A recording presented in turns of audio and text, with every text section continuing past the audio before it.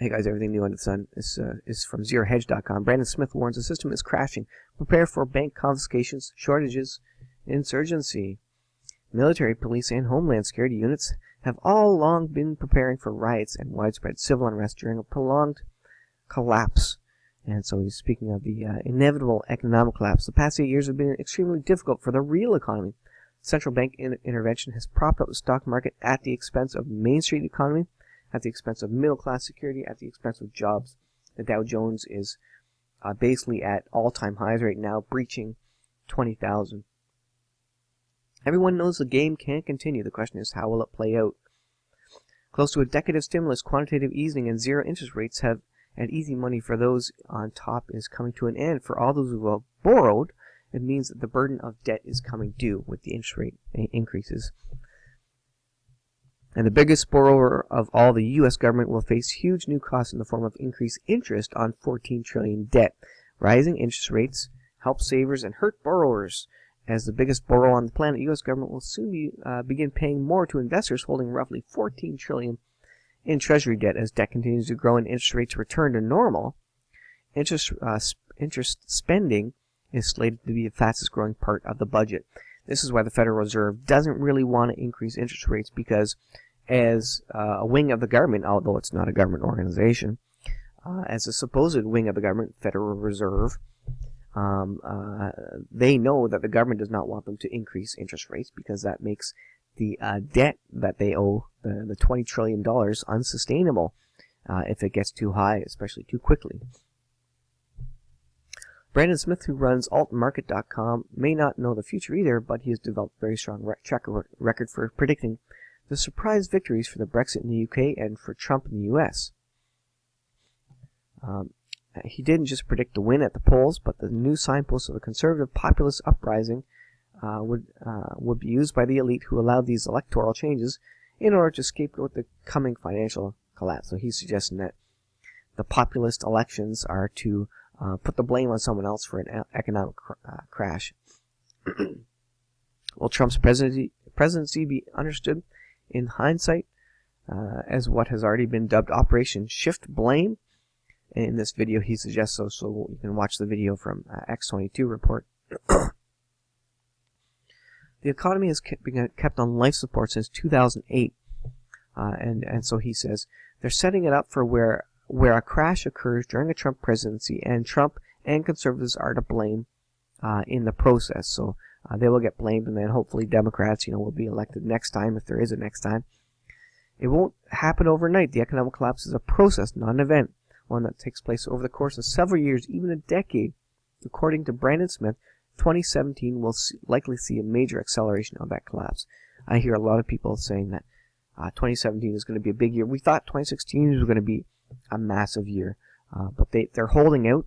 But we do have the Revelation 21 sign, Revelation 13 sign, whatever it is, the sign and the sign where the woman is clothed in the sun with the moon at her feet there. America may well see credit freezes, shortages on shelves, deliveries, and could stop, and people could lose their minds as ordinary life is interrupted. China had to. There was a freeze up of credit of transfer of money, transfer of cash between banks in China. Just early this week, I believe the article is from, and China had to immediately inject cash to free up the credit movement between the banks. So that's what it's talking about, credit freezes, bank lending, and there was a freeze there. It had ground to a halt. And that's what happens first. Before the economy grinds to a halt, the interbank lending freezes up. And so people can't borrow money, they can't get loans. Removing stimulus and turning off the spigot will initiate the collapse on its own, and end up being worse than the Great Depression. Turning off the spigot is stop money printing and increase interest rates. And that's what they're talking about there, turning off the spigot. Brandon Smith argues, I think the plan is to kill the dollar's world reserve status, and that will severely limit the dollar's value on the global market. Yes, the end of the U.S. greenback as the world reserve currency is the end game here. because they eventually want to go to a cryptocurrency, one world government, one world currency. The United States will be hit hardest with reliance on the dollar's reserve currency status and an extreme shift from first world down to third world living conditions. So isn't that interesting?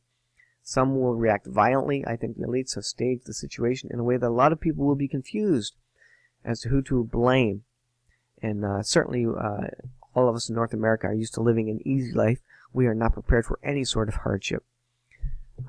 You're also going to have all kinds of different, I think, events in between black swans, terrorist attacks that will really keep people confused and looking in every other direction.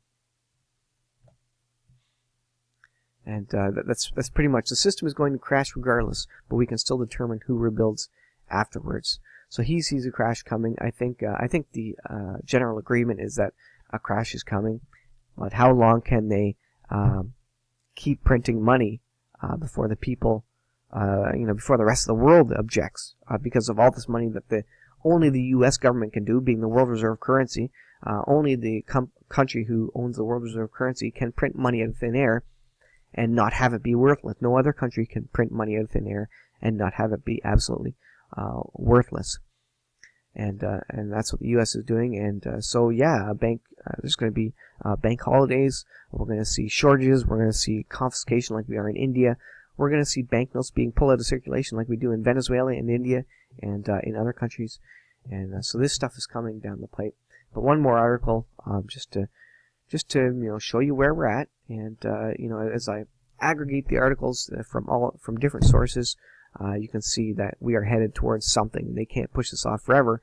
They're already increasing interest rates, and the big banks in the U.S. have already said you can't continue to increase interest rates without having massive foreclosures, bankruptcies, etc. So I'll leave there, guys. You can read the article. I'll put the link in the description. And thanks for watching, guys. We'll see you in the next video.